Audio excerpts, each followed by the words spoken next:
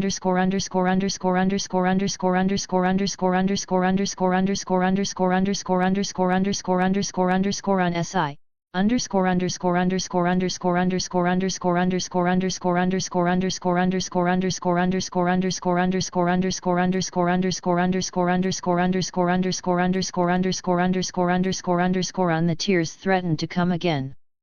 At the sight of the entire family. Total family members, too, the increase in my stats put a smile on my face. Although it was a slow process, I could feel the benefit of the stats in my everyday life. My intelligence, wisdom, and spirit have given me clarity, memory, and a learning speed that my past life could not match. I wiped my face, squared my shoulders, and took a slow breath. Numbers and silent measures might be all I had left to mark progress, but they were mine, proof that even in a world stripped to rebel and ration books, I was still building something. Still surviving. Still fighting. And if the weight of it all made me colder, harder, then so be it. The world didn't need my softness now. It required me to be sharp, clever, and unflinching. I'd keep Mum safe. I'd grow strong enough to hold up whatever pieces remained. And someday, when this war inside and outside of me was done, maybe I'd remember how to be warm again.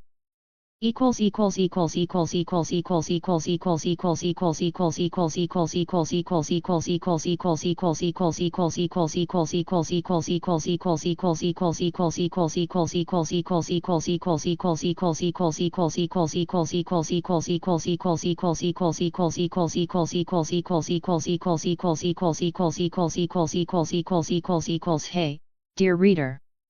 If you enjoyed this chapter, please consider dropping a power stone to show your support. It helps keep the story going strong. Also, I'd love to hear your thoughts, so leave a comment or write a review.